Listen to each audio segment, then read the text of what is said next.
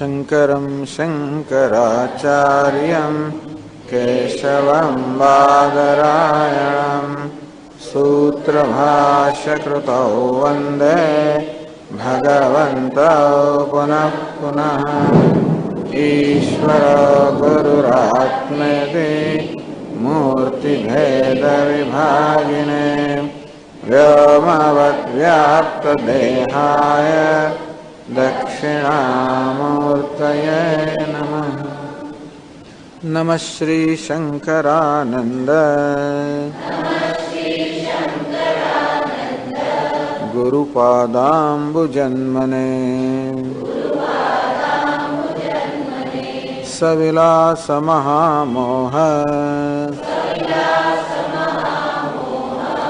ग्राहग्रासैककर्मणे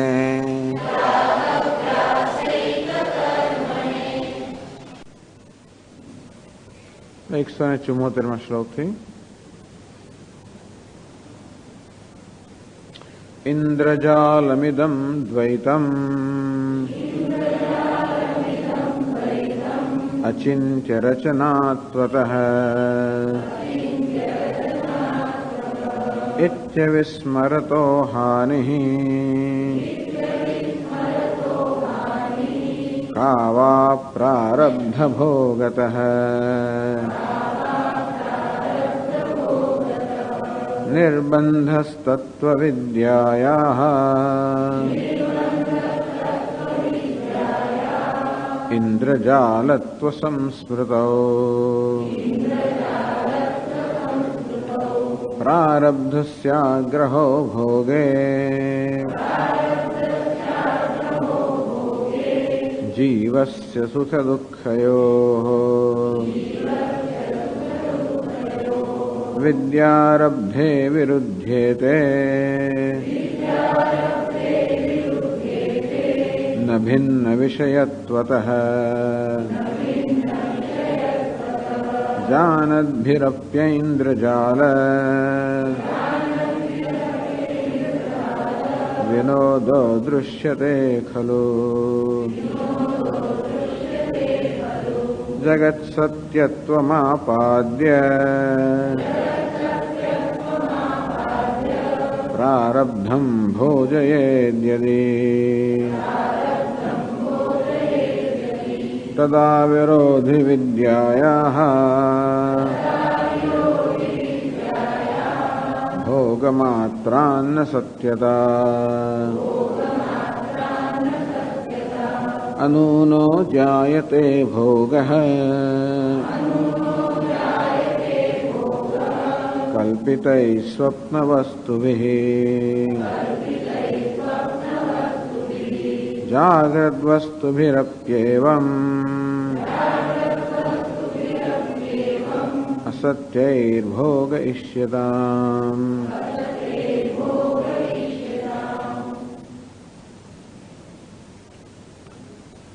ગ્રંથકાર હવે એક ચર્ચા હાથમાં લે છે કે પ્રપંચ ગોચરસ્ય મિથ્યાત્વ જ્ઞાનસ્ય કહેવામાં આવ્યું કે આ તત્વજ્ઞાની પુરુષ છે એને જ્ઞાન છે જગતના મિથ્યાપણાનું જ્ઞાન છે. બે વસ્તુ કહેવામાં આવી તત્વજ્ઞાન છે. તત્વજ્ઞાન છે અર્થાત બ્રહ્મ સત્યમ જગત મિથ્યા, બ્રહ્મ આત્મા સત્ય છે, જગત મિથ્યા છે એ પ્રકારનું જ્ઞાન છે.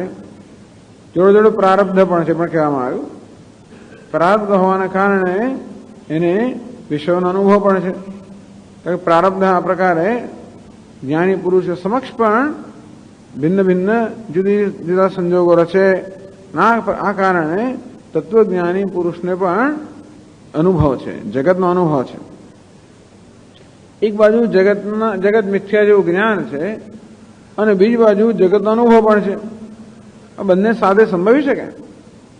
એકવાર આપણને જગત મિથ્યા છે એવું જ્ઞાન થયું, પછી કેવી રીતે આ જગતના વિષયનો અનુભવ કેવી થઈ શકે એવો પ્રશ્ન છે કે ભાઈ જગતના મિથ્યાત્વનું જ્ઞાન અને આ પ્રારબ્ધનો અનુભવ આ બે વસ્તુ સાથે હોઈ શકે?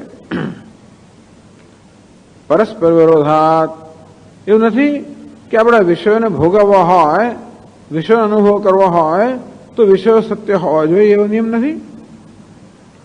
એ છે સામાન્ય રીતે એવું માની લઈએ આપણે કે ભાઈ આ વિષયોનો અનુભવ કરવો તો વિષય સત્ય હોવા જ જોઈએ, તો જ અનુભવ કરીએ તો જ એમાંથી આપણે સુખ દુઃખ પ્રાપ્ત કરી શકીએ. એટલે જગતના વિષયોમાંથી સુખ દુઃખ પ્રાપ્ત કરવા માટે વિષયો સત્ય તો હોવા જ જોઈએ. જ્યારે આ જ્ઞાની પુરુષ એમ કહે છે કે જગત મિથ્યા, એ જાણે જગત મિથ્યા છે, તો કેવી રીતે પછી જગતનું મિથ્યાત્વનું જ્ઞાન એક બાજુ હોય તો કેવી રીતે આ જગતના વિષયોનો અનુભવ થઈ શકે, સુખ દુઃખનો અનુભવ કેમ થઈ શકે? તો કે નહીં, એમાં કોઈ વાંધો નથી. કારણ કે જ્ઞાની પુરુષના મનમાં સતત આ પ્રકારનું સ્મરણ હોય છે, ઇન્દ્રજાલમિદમ દ્વૈતમ. આ સમગ્ર દ્વૈત ઇન્દ્રજાલ સમાન, અર્થાત માયાવીની માયા સમાન છે. બસ આવું એને સતત સ્મરણ હોય છે. એવું સ્મરણ કરતા કરતા પણ એ જગતના વિષયોનો ઉપભોગ કરી શકે. કારણ કે કહ્યું 175 શ્લોકમાં, નિર્બંધસ તત્વવિદ્યાયા ઇન્દ્રજાલત્વ સંસ્કૃત. આ તત્વવિદ્યા, તત્વજ્ઞાન એક જ વસ્તુ કરે કે આ જગત મિથ્યા છે એ પ્રકારનું જ્ઞાન કરાવે.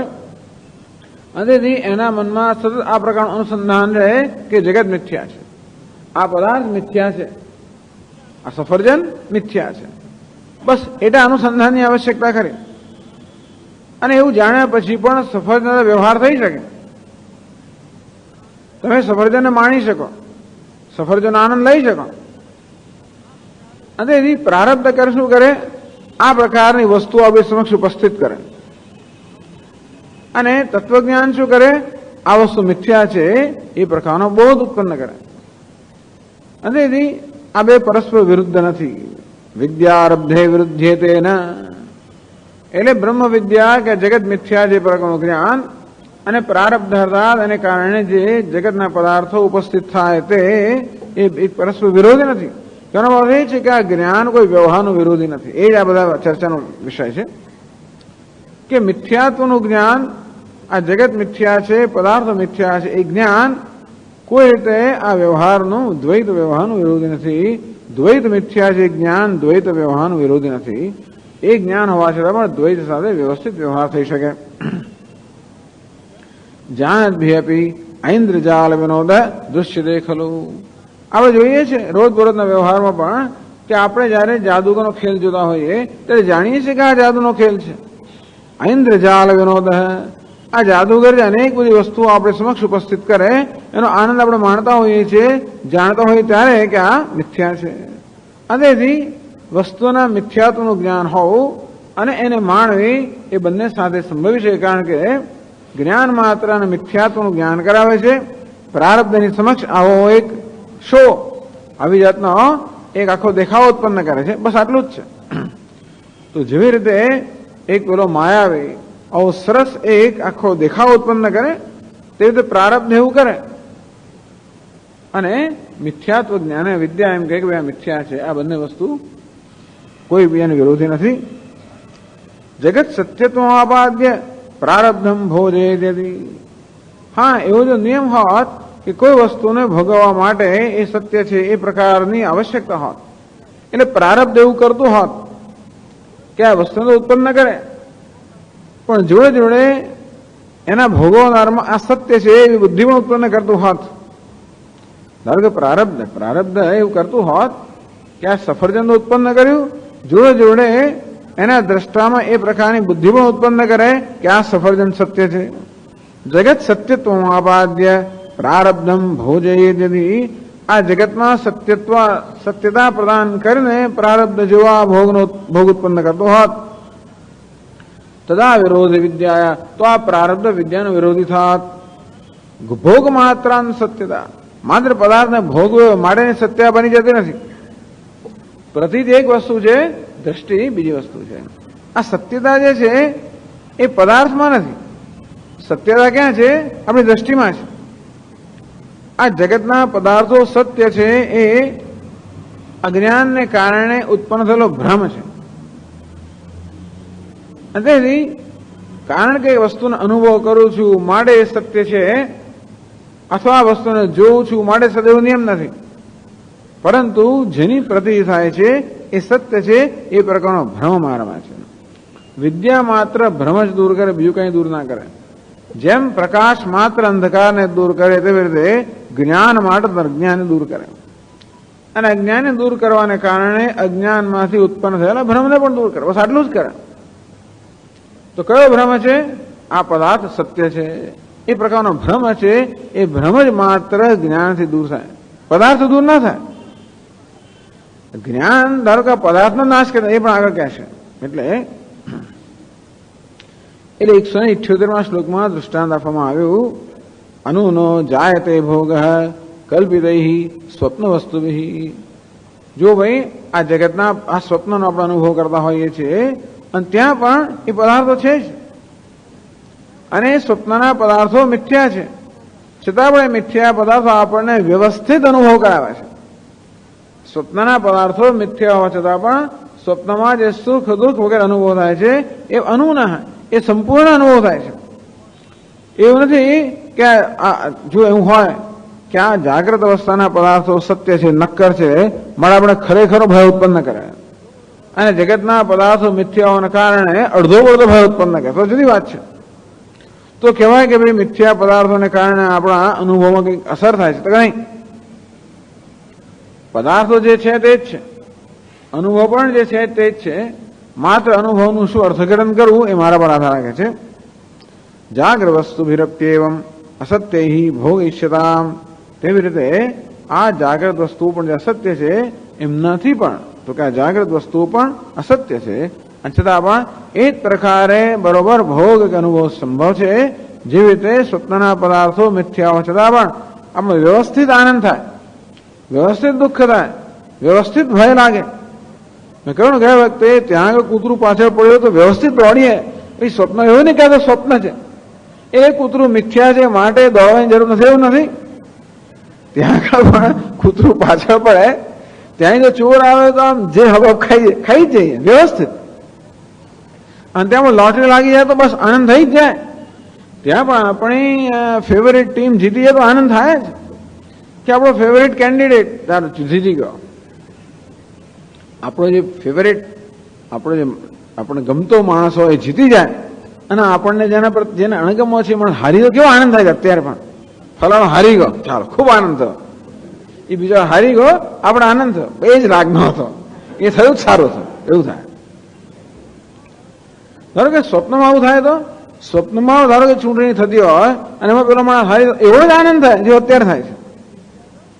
અને અત્યારે આપણને ગમતો કોઈ માણસ જીતી જાય તો કેવો આનંદ થયો, બરોબર છે. તો સ્વપ્નમાં પણ ધારો કે એવી રીતે ચૂંટણીમાં પેલો માણસ જીતે, એવો જ આનંદ થાય. એ સ્વપ્નનો માણસ છે માટે એનો આનંદ ઓછો વધતો એવું નથી હોતું. અને એટલા માટે પદાર્થો મિથ્યા હોય કે સત્ય હોય, આપણા અનુભવ તો સરખો જ અપાવતો હોય છે. અને એની જાગ્રત અવસ્થાની અંદર પણ આપણા વ્યવસ્થિત સુખ દુઃખ પછી ભય વગેરે અનુભવ થાય છે, હર્ષ શોકનો અનુભવ થાય છે, માટે એ પદાર્થો મિથ્યા છે એવું નથી. કારણ કે સ્વપ્નમાં પણ વ્યવસ્થિત રીતે હર્ષ શોકનો અનુભવ થતો હોય છે, અને પદાર્થો મિથ્યા હોતા નથી. અને તે રીતે જાગ્રત અવસ્થામાં પણ હર્ષ શોકનો અનુભવ થાય ત્યારે આ જાગ્રતના પદાર્થો સત્ય હોવા જોઈએ એવી જરૂરિયાત નથી. ટૂંકમાં પદાર્થોને માણવા માટે, એમના પ્રત્યે હર્ષ શોકનો પ્રતિભાવ દર્શાવવા માટે, એમનો સુખ દુઃખ અનુભવવા માટે એ સત્ય હોય એવી કોઈ આવશ્યકતા નથી. માત્ર હોય એટલી જ આવશ્યકતા છે. અને એને સત્ય માનતો હોય પણ આવશ્યકતા નથી. જોકે અજ્ઞાની પુરુષો બધા પદાર્થો સત્ય માને છે, પણ એ લોકોને સુખ દુઃખ અનુભવાય સત્ય માને છે એટલે નહીં.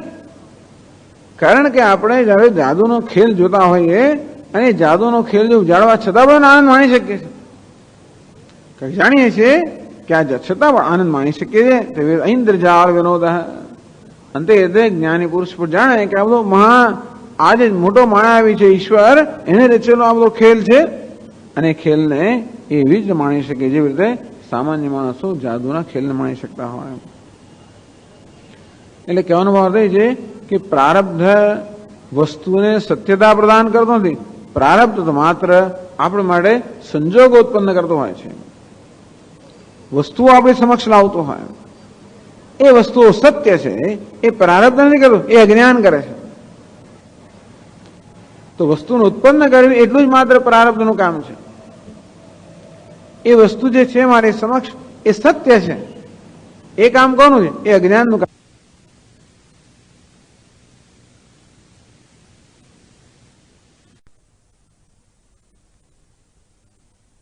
સત્યત્વ બુદ્ધિ જન્માવી એ પ્રકારનો ભ્રમ જન્માવો હોય એ અવિદ્યાનું કાર્ય છે. પદાર્થ ઉત્પન્ન કરવો એ પ્રારબ્ધનું કાર્ય છે અને એમાં સત્યત્વ બુદ્ધિ જન્માવી એ અજ્ઞાનનું કાર્ય છે. અંતેથી પ્રારબ્ધ કે સત્યત્વ બુદ્ધિ જન્માવતો નથી. અંતેથી કોઈનામાં પદાર્થો પ્રત્યે સત્યત્વ બુદ્ધિ ન હોય મને પ્રારબ્ધ ન હોય એવું નથી. અંતે રીતે વિદ્યામાં પ્રારબ્ધ જેવી રીતે જ્ઞાનનો વિરોધ નથી તેમ જ્ઞાન પણ પ્રારબ્ધનો વિરોધ નથી. એ હવે 179 શ્લોકમાં આગળ કહે છે. યદિ વિદ્યાપહ્નુવીત એ પણ થઈ ગયો છે. જગત પ્રારબ્ધ ઘાતિની તદા સ્યાન્ન તુ માયાત્વ બોધેન તદપહ્નવઃ અનપહ્નત્ય લોકાસ્તત ઇન્દ્રજાલમિદં ત્વિતિ જાનન્ત્યેવાનપહ્નત્ય ભોગમ માયાત્વધીસ્તથા. એ પણ થઈ ગયો છે. જેવી રીતે પ્રારબ્ધ વિદ્યાનો વિરોધ નથી તેમ વિદ્યા પણ પ્રારબ્ધને વિરોધી નથી. વિદ્યા શું કરે? આ પદાર્થ છે એમાં મિથ્યાત્વનો ભ્રમ દૂર કરે. બસ જેવી રીતે પ્રકાશ અંધકારને દૂર કરે તેવી રીતે જ્ઞાન માત્ર અજ્ઞાનને દૂર કરે અને એમ કરવા સાથે સાથે અજ્ઞાનમાંથી ઉત્પન્ન થયેલો ભ્રમ દૂર કરે. તો તે રીતે જ્ઞાન એટલું જ કરે કે આ પદાર્થમાં જે સત્યત્વ બુદ્ધિ હતી એ સત્યત્વ બુદ્ધિને દૂર કરે, પદાર્થનો નાશ ના કરે. પ્રકાશ જેવી રીતે અંધકાર દૂર કરીને અંધકારને કારણે આપણામાં જે કંઈ ભ્રમ જન્મ્યા હોય એ દૂર કરે તો પદાર્થને ઉત્પન્ન ના કરે, પદાર્થનો નાશ પણ ના કરે. એ રીતે જ્ઞાન કશાને ઉત્પન્ન પણ ના કરે, જ્ઞાન કશાનો નાશ પણ ના કરે. જ્ઞાન માત્ર જ્ઞાનનો અને એમાંથી જન્મેલા ભ્રમનો જ નાશ કરે. તેથી યદિ વિદ્યાપહ્નુવીત જગત, જો આ વિદ્યા કે તત્વ વિદ્યા કે બ્રહ્મ જ્ઞાન જગતનો નાશ કરી નાખતું હોત પ્રારબ્ધ ઘાતની તદા સ્યાત, તો આપણે કહેવું પડે કે ભાઈ વિદ્યા પ્રારબ્ધનો ઘાત કરનારી છે. અર્થાત કારણ કે પ્રારબ્ધનો અનુભવ ક્યારે કરી શકે? આ જગતના પદાર્થ હોય તો જ પ્રારબ્ધનો અનુભવ થઈ શકે. અને બ્રહ્મ જ્ઞાન આ જગતનો નાશ જ કરી નાખતો હોત, જગતના પદાર્થનો નાશ કરી નાખતો હોત તો બી આપણે પ્રારબ્ધનો ભોગ કરી શકત નહીં. અંતો બી વિદ્વાન પ્રારબ્ધનો ભોગ ન કરત તો એમ કહેવાય કે વિદ્યા પ્રારબ્ધને વિરોધી છે, પણ એવું નથી કરતી. આવો પ્રશ્ન એટલે ઉપસ્થિત થયો કે એવો વાક્યો છે શાસ્ત્રમાં. એ ઉપરાંત વિદ્યા પદાર્થનો નાશ કરે એવું પણ જાણવામાં આવે છે. જેમ કહે છે કે ન ઇદમ રજતમિતિ નિષેધક જ્ઞાનવત. જે શુક્તિકા છે અર્થાત જ્યાં આગળ પેલી છિપોલી છે ત્યાં ભ્રમથી આપણને એમ લાગે કે ભાઈ આ તો ચાંદી છે. છિપોલીમાં જયારે ચાંદીનો ભ્રમ થાય પછી જયારે જ્ઞાન થાય કે ઓહો આ તો છિપોલી છે ત્યારે ચાંદી નષ્ટ થઈ ગઈ. તો એ જ્ઞાન કેવું છે? છિપોલીનું જ્ઞાન એ ચાંદીને નષ્ટ કરવાનું જ્ઞાન છે. એટલે થાય છે પ્રશ્ન થયો કે તેવી રીતે જેવી રીતે ચાંદીનો છિપોલી પર અધ્યારોપ થયો, ચાંદી અધ્યારોપિત છે, છિપોલી અધિષ્ઠાન છે, અધિષ્ઠાનનું જ્ઞાન થવાને કારણે અધ્યારોપનો નાશ થયો. આ છિપોલી છે એ પ્રકારનું જ્ઞાન થવાને કારણે આ ચાંદી છે એ ચાંદીનો નાશ થઈ ગયો. તો તેવી રીતે આ જગત પણ બ્રહ્મ પર અધ્યારોપિત હોવાના કારણે બ્રહ્મ જ અધિષ્ઠાન જેનું જ્ઞાન થવાથી જગતનો નાશ થઈ જાય કે ના થાય? તો કે ના. તો આ બીજું દ્રષ્ટાંત આપે કેવી રીતે? મરુ મરીચિકા. જેવી રીતે આપણે આપણી સમક્ષ જોઈએ પેલું ઝાંઝવાનું જ, અને આ જ મિથ્યા છે એવું જ્ઞાન ન હોય તો એ જને સાચું માની લેવામાં આવે. પછી જયારે જ્ઞાન થાય કે આ તો માત્ર ત્યાં આગળ તો ખાલી રણ છે કે કોઈ લીસી સપાટી છે, ત્યાં જળ નથી. આમ એ જળના ઝાંઝવાના જળના મિથ્યાત્વનું જ્ઞાન થયા પછી પણ એ જળની પ્રતીતિ તો રહેતી હોય છે. તેવી રીતે જ્ઞાની પુરુષને પણ જગતના મિથ્યાત્વનું જ્ઞાન થયા પછી પણ જગતની પ્રતીતિ રહેતી હોય છે. એ જગતમાં સત્યતા નથી, સત્યત્વ બુદ્ધિ નથી રહેતી, પણ જગતની પ્રતીતિ રહે.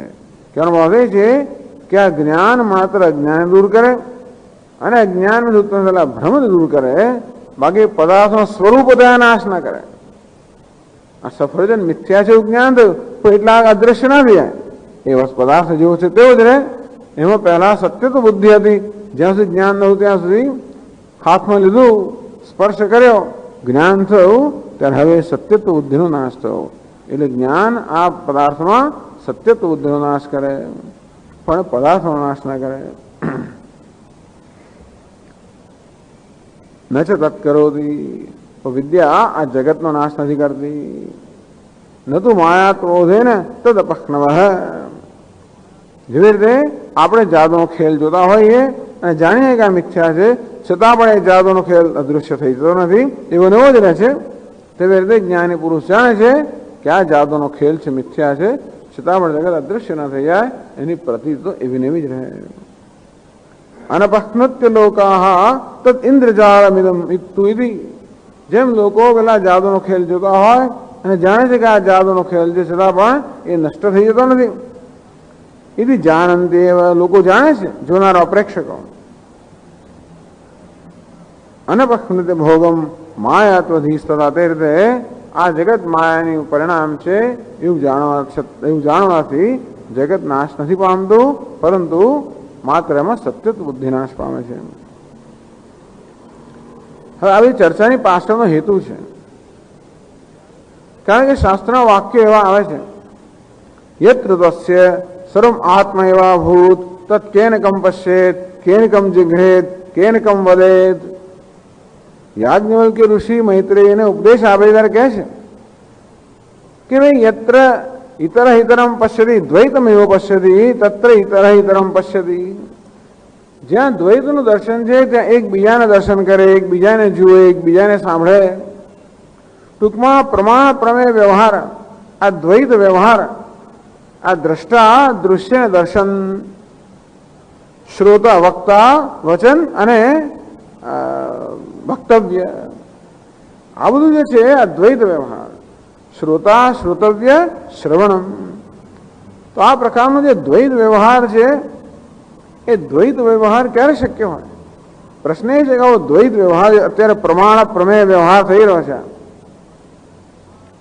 એ વ્યવહાર એવી અપેક્ષા નથી રાખતો કે ભાઈ જેને હું સાંભળી રહ્યો છું સત્ય છે, જેને જોઈ રહ્યો છું સત્ય છે. કારણ કે યાજ્ઞવલ્ક્ય ઋષિ કહે છે યત્ર તસ્ય સર્વમ આત્મા એવા ભૂત. હે મૈત્રેય, જ્યારે જ્ઞાની પુરુષ માટે બધું જ આત્મા બની જાય છે. અર્થાત જ્ઞાની પુરુષ જયારે જાણે છે કે આ સમગ્ર દૃશ્યમાન જગત પણ વાસ્તવમાં આત્માની જ અભિવ્યક્તિ છે, આત્માની જ વિભૂતિ છે. આત્માનું પોતાની જ અભિવ્યક્તિ સર્વત્ર જુએ છે. તેમ આપણે અરીસામાં પોતાના જ પ્રતિબિંબને જોઈએ ને જોઈએ કે ઓહો, આ બધા વિવિધ પ્રકારના પ્રતિબિંબ વાસ્તવમાં મારી જ અભિવ્યક્તિ છે. તે રીતે આ બધા નામ રૂપાત્મક ઉપાધિ પ્રતિબિંબ સમાન છે અને એમાં પ્રતિબિંબિત થતો ચૈતન્ય એક હું જ છું. આ પ્રકારનું યત્ર તસ્ય સર્વમ આત્મા એવા ભૂત. હે મૈત્રી, જ્યારે આ જ્ઞાની પુરુષ માટે આ બધું આત્મા જ બની ગયો, બની નથી ગયું, આત્મા છે જ, પણ હવે એને આત્માના દર્શન થાય છે. તત્ કેનકમ પશ્યેત. એ મૈત્રી, કોણ કોને શેનાથી જુએ? કેનકમ જિઘ્રેત. કોણ કોને શેનાથી સૂંઘે? તત્ કેનકમ વિજાનયાત. કોણ કોને કોનાથી જાણે?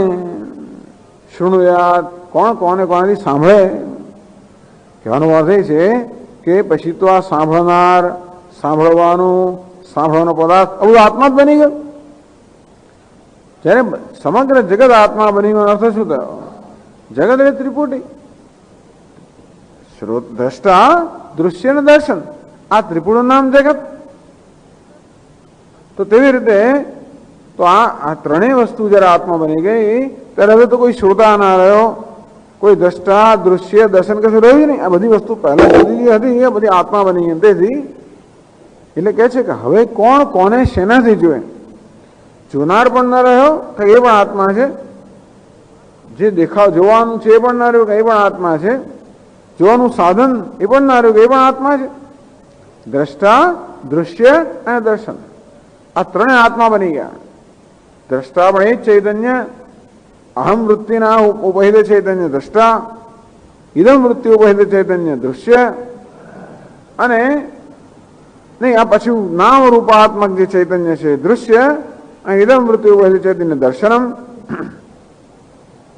તો દ્રષ્ટા, દૃશ્ય, દર્શનમ આ ત્રણ જ્યારે એક જ ચૈતન્યની અભિવ્યક્તિ છે એવું જ્ઞાન થયું, ત્યારે હે મૈત્રેયી કોણ કોને કોનાથી જોયું? કારણ કે જોનાર, જોવાનું અને જે જોવાય છે તે એ બધું જ ચૈતન્ય છે, એક જ આત્મા છે. અંતો પછી આવી જાતનું આવું મોટું વાક્ય છે. કોણ કોને કોનાથી જુએ, કોણ કોને કોનાથી સૂંઘે, કોણ કોને કોનાથી સાંભળે, કોણ કોને કોનાથી જાણે, રસાય બધું જ છે. ટૂંકમાં હે મૈત્રેયી પછી આ પ્રકારનો દ્વૈતની આવશ્યકતાવાળો આ પ્રમાણ પ્રમેય વ્યવહાર કેવી રહી શકે?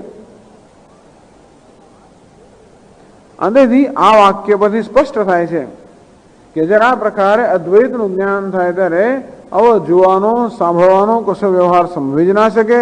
કારણ કે જોનાર, જોવાનું આ બધી વસ્તુ એક જ આત્મા છે, ચૈતન્ય છે, અને બધું ચૈતન્ય બની જાય.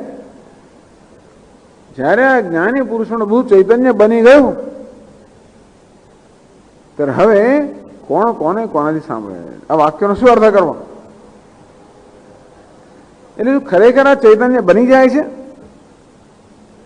એટલે આ જ્ઞાનીને જ્યારે આ પ્રકારનું જ્ઞાન થાય કે સર્વ આત્મા જે ચૈતન્ય, ત્યારે શું બધા નામ રૂપ અવયને બધું ચૈતન્યમાં બની જાય છે, ચૈતન્ય માત્ર રહે છે.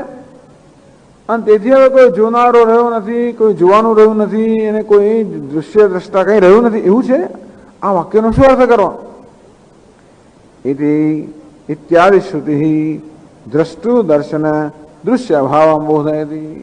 પણ જુઓ આ શાસ્ત્રનું વાક્ય છે એમાં બહુ સ્પષ્ટ છે. જો તત કેન કંપશ્યેત, કહ કેન કંપશ્યેત, કહ દ્રષ્ટા કેન વૃત્યા કમ દૃશ્યમ પશ્યેત. કોણ કયા કારણથી કઈ વસ્તુને જુએ? એનો અર્થ એ થયો કે આ વાક્યમાં દ્રષ્ટા, દૃશ્ય, દર્શન બધાનો અભાવ બતાવ્યો છે. એ પરથી લાગે છે, આ વાક્ય પરથી લાગે છે, આ શાસ્ત્રનું વાક્ય છે, એ પરથી જણાય છે કે બ્રહ્મ જ્ઞાન જ્યારે થાય, આત્મજ્ઞાન થાય ત્યારે આ દ્રષ્ટા, દર્શન, દૃશ્ય આ પ્રકારનો કોઈ વ્યવહાર રહેતો જ નથી. અતઃ વિદ્યા ઉત્પદ્યમાના જગત વિલાપય દેવ. આ વાક્યના આધારે કહી શકાય કે આ રીતે બ્રહ્મ જ્ઞાન જ્યારે થાય ત્યારે આ બધો દ્વૈત વ્યવહારનો વિલાપ થઈ જાય, અર્થાત બધો લય થઈ જાય, નષ્ટ થઈ જાય. તેથી જ્ઞાની પુરુષ માટે આ દ્વૈત જયારે નષ્ટ થઈ જતું હોય, બધું આત્મા બની ગયો, બધી વસ્તુ ચૈતન્ય બની ગઈ. એવમ સતી વિદુષ ભોગશ્ચ કથમ સ્યાત.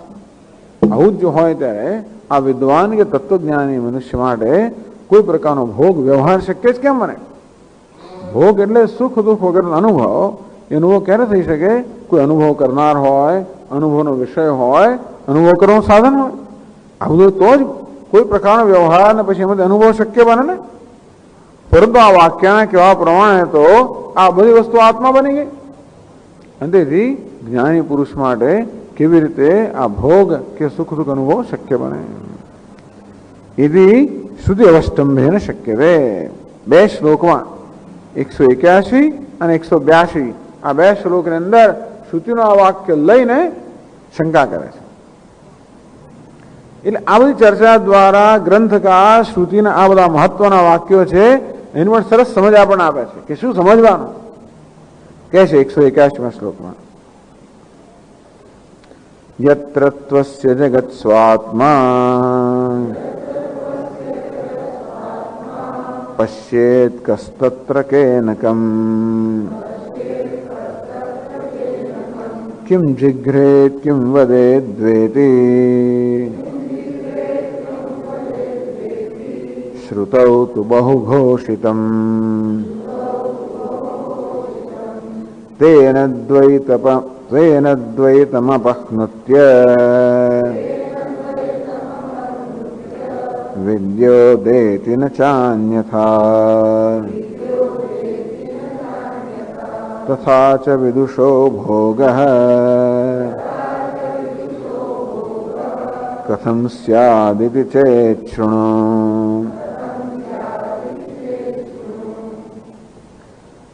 બસ એ જ વાક્યના આ શ્લોકમાં કહેવામાં આવે 181 શ્લોકમાં યત્ર તસ્ય જગત સ્વાત્મા યત્ર સ્યામ વિદ્યાવસ્થાયામ, જે વિદ્યાવસ્થામાં એટલે જ્ઞાનની અવસ્થામાં કૃષ્ણમ જગત અસ્ય વિદુષ સ્વાત્મા એવા ભૂત, આ વિદ્વાન માટે તત્વજ્ઞાની પુરુષ માટે એ વિદ્યા અવસ્થાની અંદર આ સમગ્ર જગત જ્યારે આત્મા જ બની ગયું.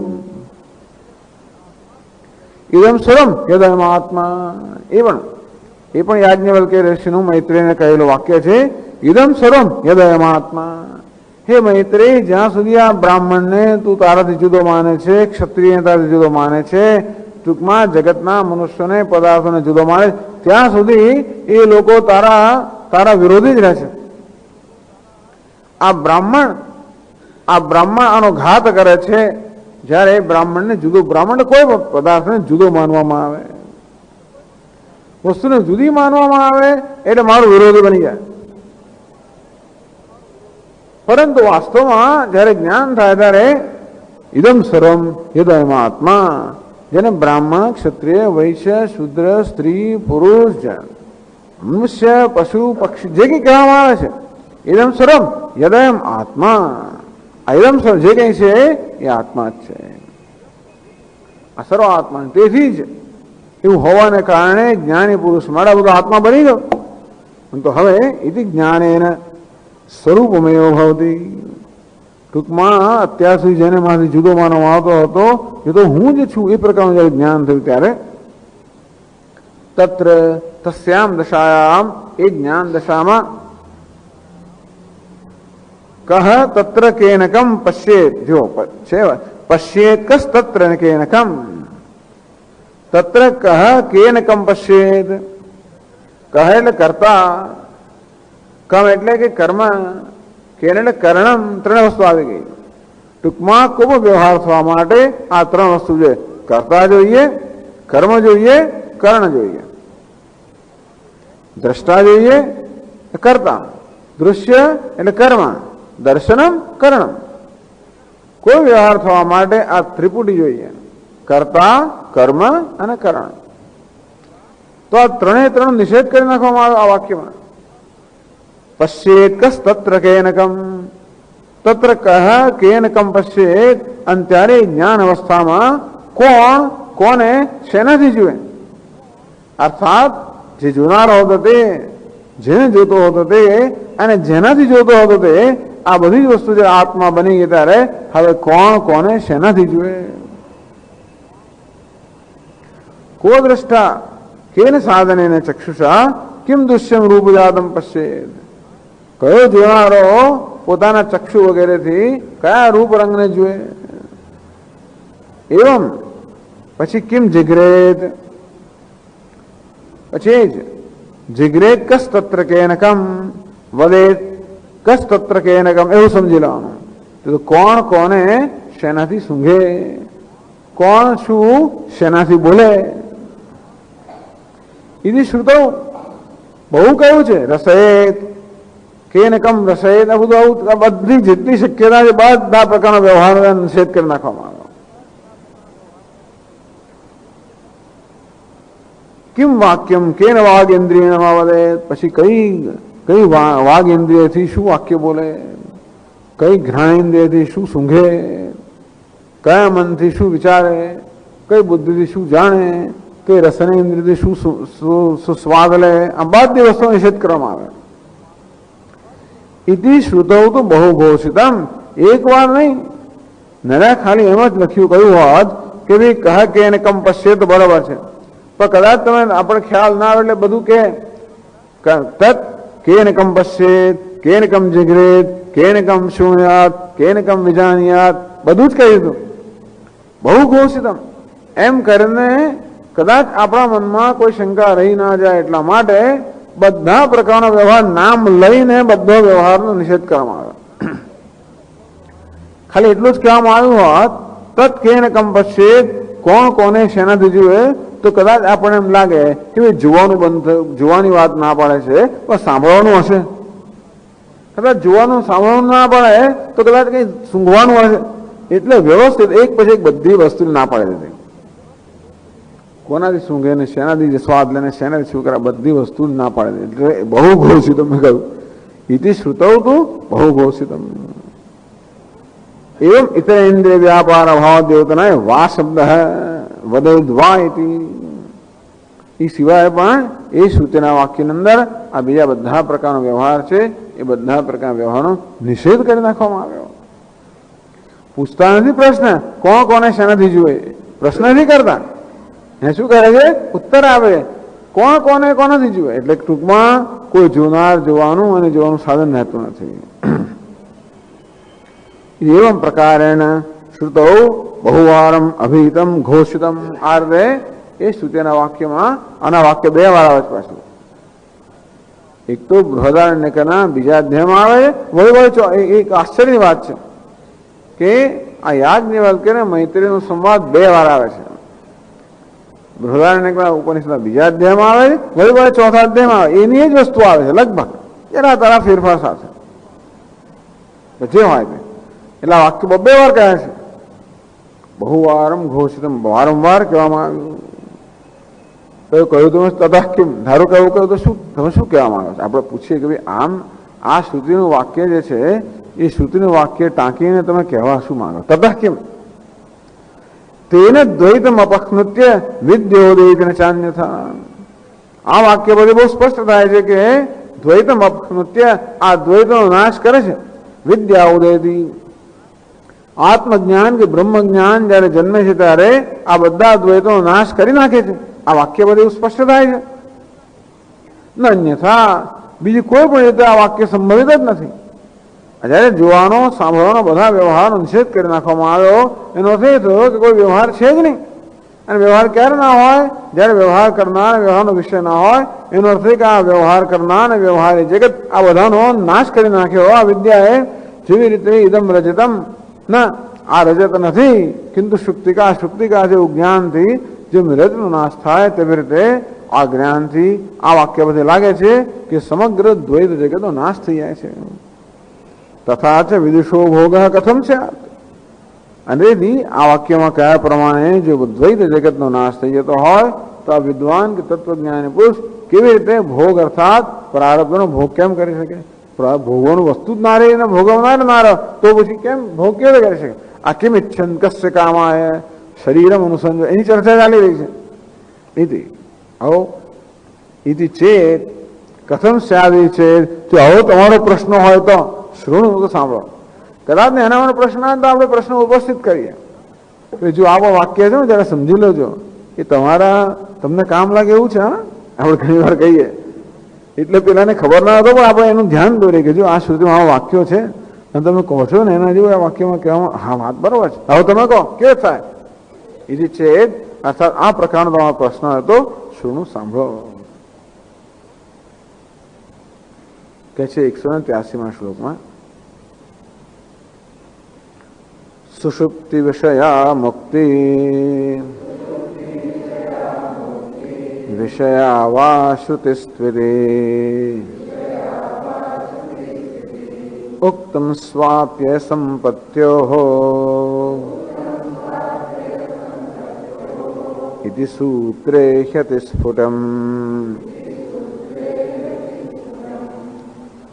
તો આ જે વાક્ય કહેવામાં આવ્યું શાસ્ત્રમાં તત્કમ કેન કમ પશ્યેત કેન કમ જિઘ્રેત, આ જે વાક્ય કહેવામાં આવ્યું અર્થાત જ્યાં બધા વ્યવહારનો નિષેધ કરવામાં આવ્યો એ કઈ અવસ્થાની વાત છે. સુષુપ્તિ વિષયા આવો નિર્ણય કરવામાં આવ્યો છે. બ્રહ્મસૂત્રમાં ચર્ચા છે. એ બ્રહ્મસૂત્રમાં કહેવામાં આવ્યું બીજી પંક્તિમાં કહ્યું ઉત્તમ સ્વાપ્ય સંપત્તિઓ હોય સૂત્રે. તો કે આ વિષયનો નિર્ણય બ્રહ્મસૂત્રના આ સૂત્રમાં કરવામાં આવ્યો છે. સ્વાપ્ય સંપત્તિઓ અન્યતર અપેક્ષમ આવેશ્રુતમ હિ. કે આ બધા આને આવા બીજા બધા વાક્યો જે આપણને જોવા મળે છે શ્રુતિની અંદર,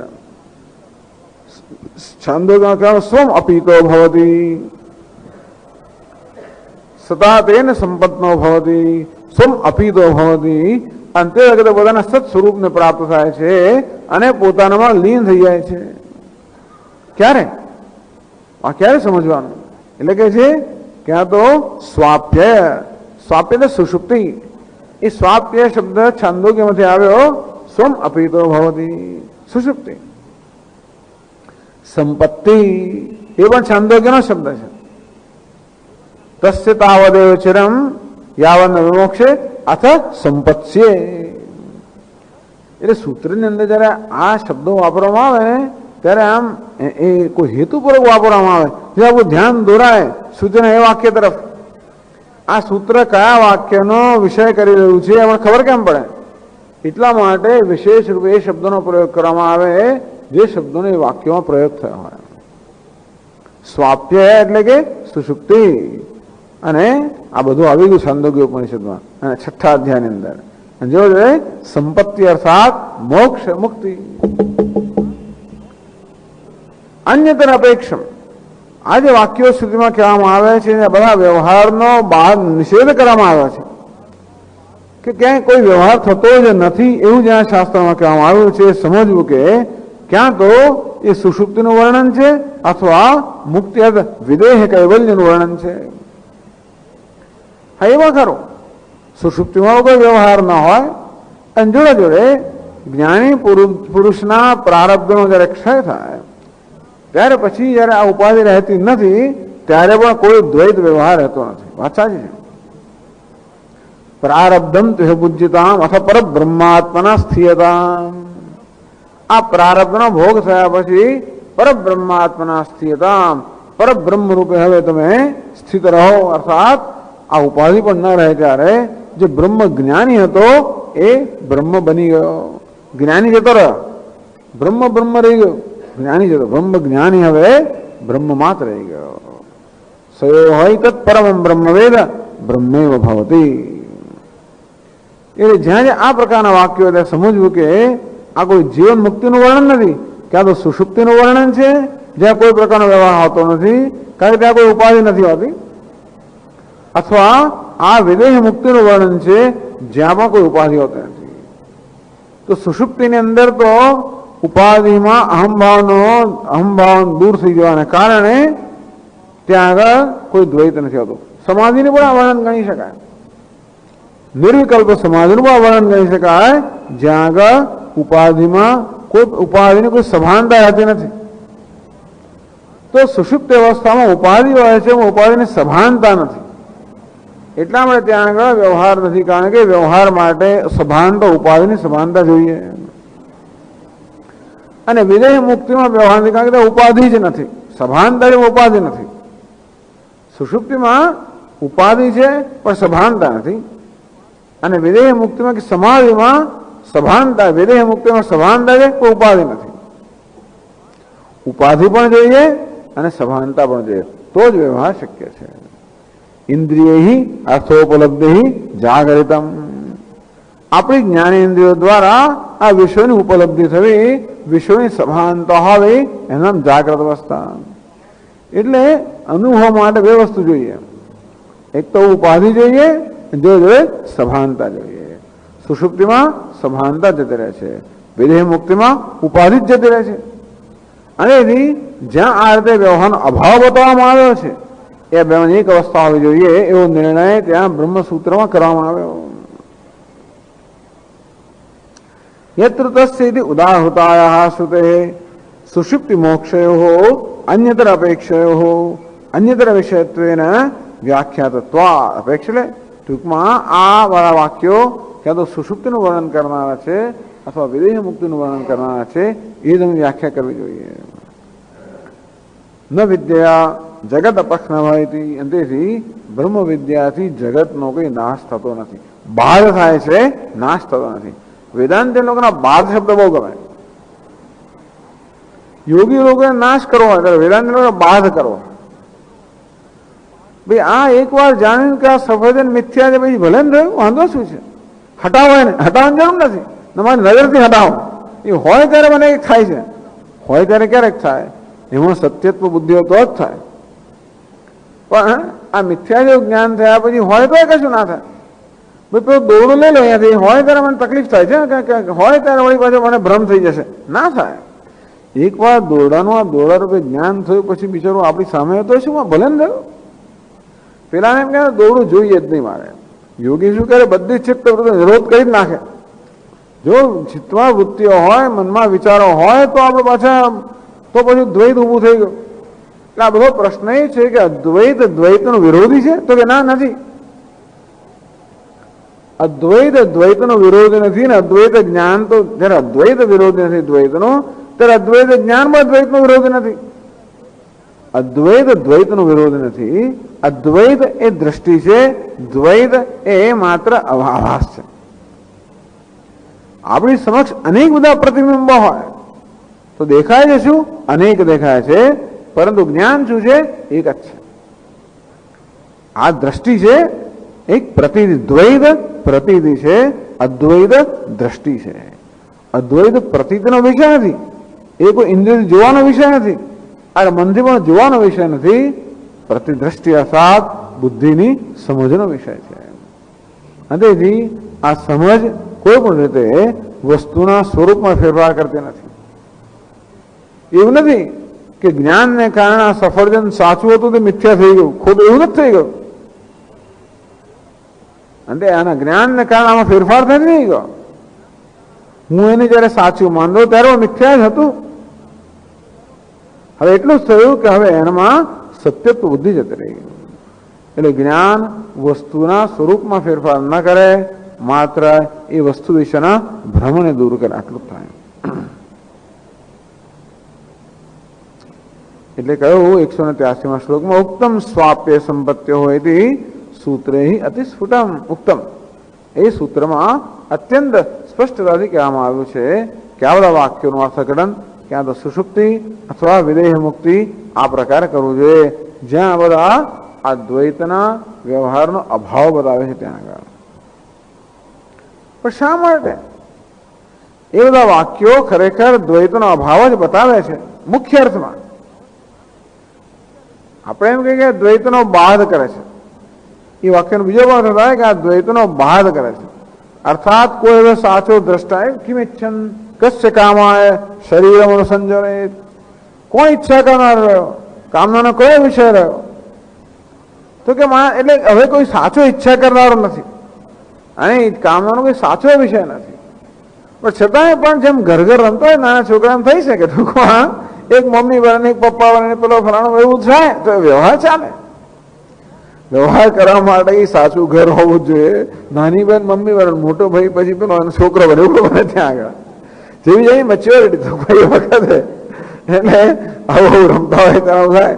નાની બેન નાનપણથી બરોબર એ ઠોસ પેલો 2 વર્ષ મોટો ભાઈ હતો પણ હજી થોડું વિચારો એવો હોય ને ત્યાં આગળ ભલે અહીંયા આગળ એને અહીં દાદાગીરી, પણ ત્યાં પેલી દાદાગીરી કરે આપણે બેસી જાય, જમવા બેસી જાય, મોડું થઈ જાય છે, ખાઈને જાય વગેરે વગેરે એવું બધું કરે તો એવું થઈ શકે. એમાં એને કે માં બની જવાની જરૂર નથી, દીકરો બની જવાની જરૂર નથી. એવું બની ગયા વગર પણ વ્યવહાર થઈ શકે, જાણે કે એ પ્રકારનો વ્યવહાર થાય. યત્ર દ્વૈતમ એવ ભવતી, જાણે કે દ્વૈત છે. તો વ્યવહાર કરવા માટે સત્યતાની જરૂર નથી. એટલે વેદાંતી લોકો કે આ બધા જે આ વ્યવહારનો અભાવ નથી બતાવતો, વ્યવહારનો બાદ બતાવે છે. અર્થાત હવે જ્ઞાની પુરુષની દ્રષ્ટિમાં કોઈ સાચો દ્રષ્ટા દૃશ્ય કે દર્શન રહેતું નથી. દ્રષ્ટા દૃશ્ય દર્શનનો વ્યવહાર થાય ત્યારે પણ હવે આ ત્રિપુટીમાં કોઈ સત્યત્વ બુદ્ધિ નથી, એવું એનું અર્થઘટન થાય. અને એવું અર્થઘટન ના કરો તમે એવો જ આગ્રહ રાખો કે આ વાક્ય મુખ્ય અર્થમાં બધા વ્યવહારનો અભાવ બતાવે છે, એટલે જ્ઞાન થાય ત્યારે મુખ્ય અર્થમાં બધા વ્યવહારનો અભાવ થઈ જાય. એવું જો તમે એવો આગ્રહ રાખો તો કઈ પ્રકારની મુશ્કેલી ન પડે. 184માં શ્લોકમાં કહે છે અન્યથા યાજ્ઞવલ્ક્યાદેહ आचार्यत्वं न संभवेद द्वैतदृष्टावविद्वत्ता द्वैतादृष्टौ न वाग्वदेद।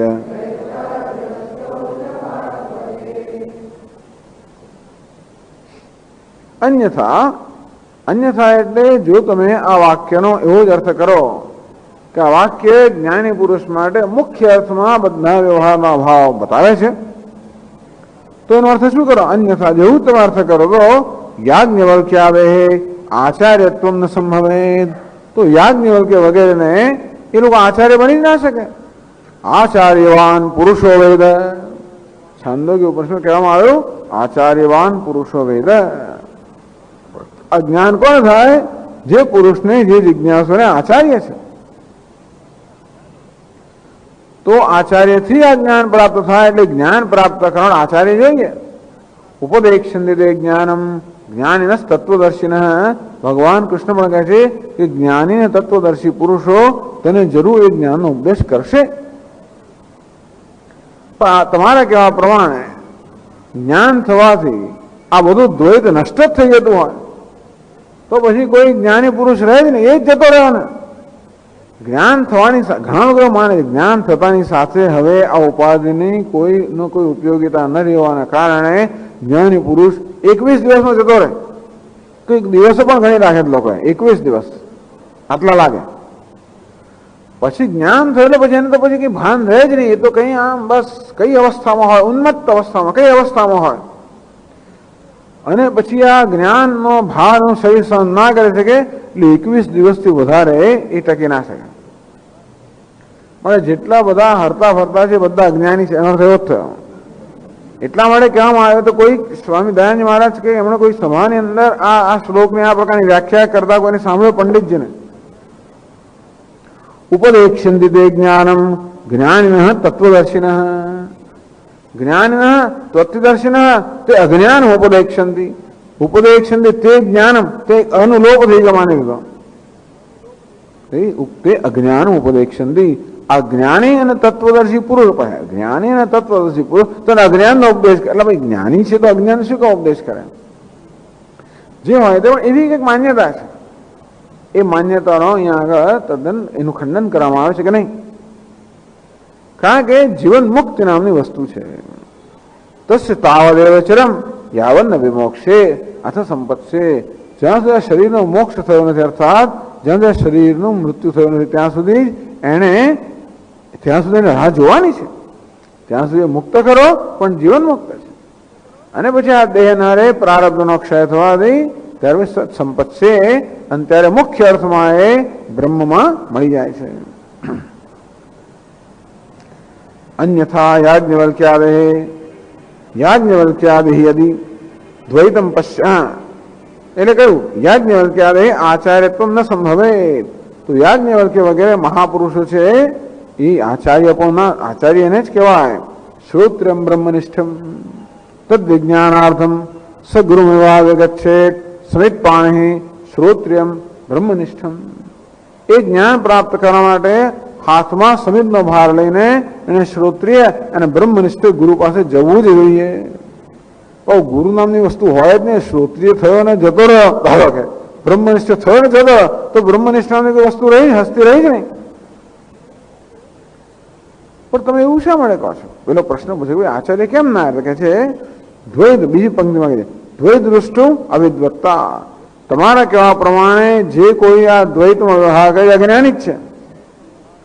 યાજ્ઞવલ્ક્યાદિ દ્વૈતમ પશ્યેત તર્હિ તદા અદ્વૈત જ્ઞાન ભાવાત ન આચાર્ય ભવેત.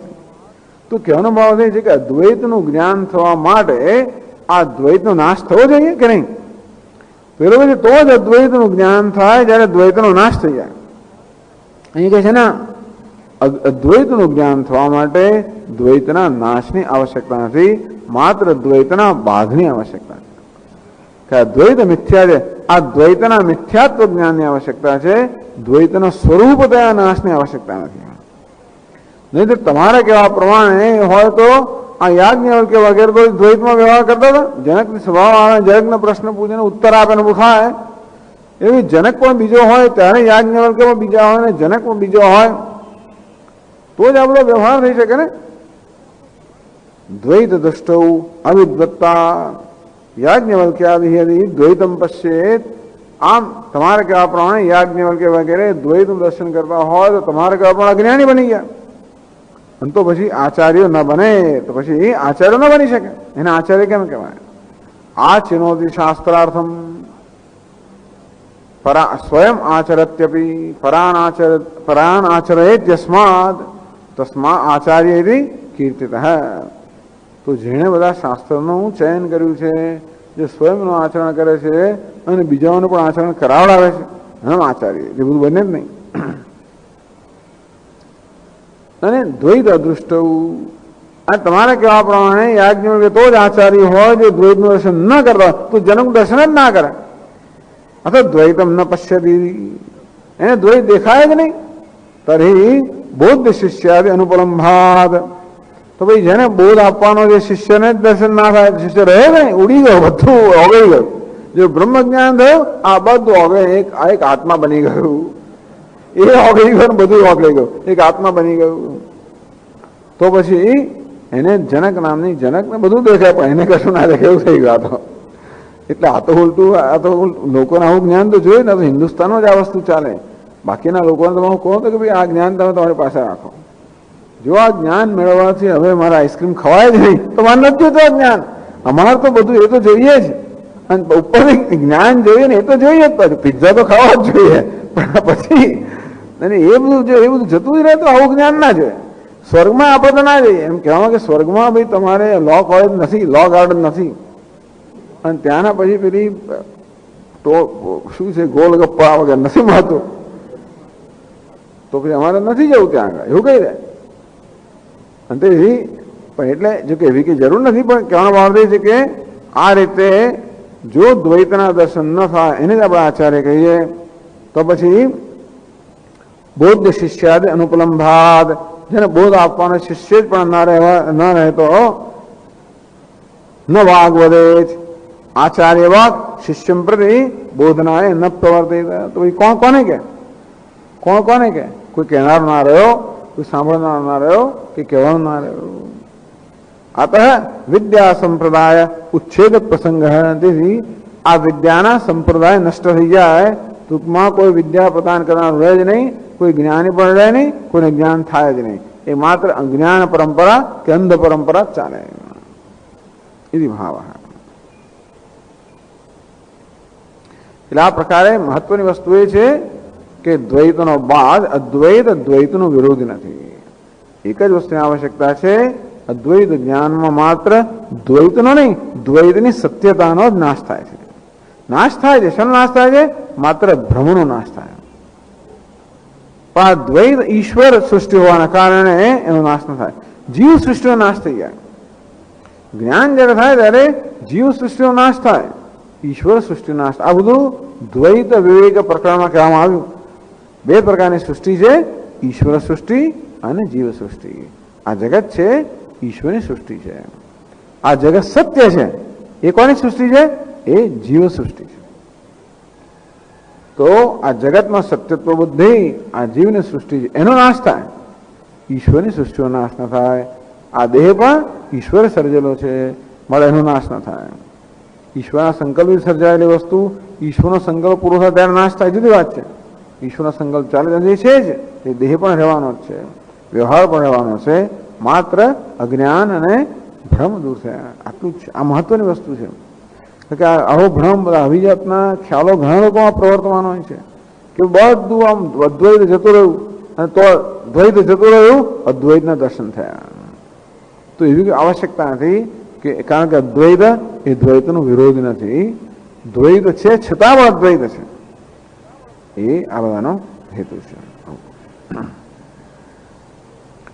ઓમ પૂર્ણમદ પૂર્ણમિદમ પૂર્ણાત પૂર્ણમુદચ્યતે પૂર્ણસ્ય પૂર્ણમાદાય પૂર્ણમેવાવશિષ્યતે.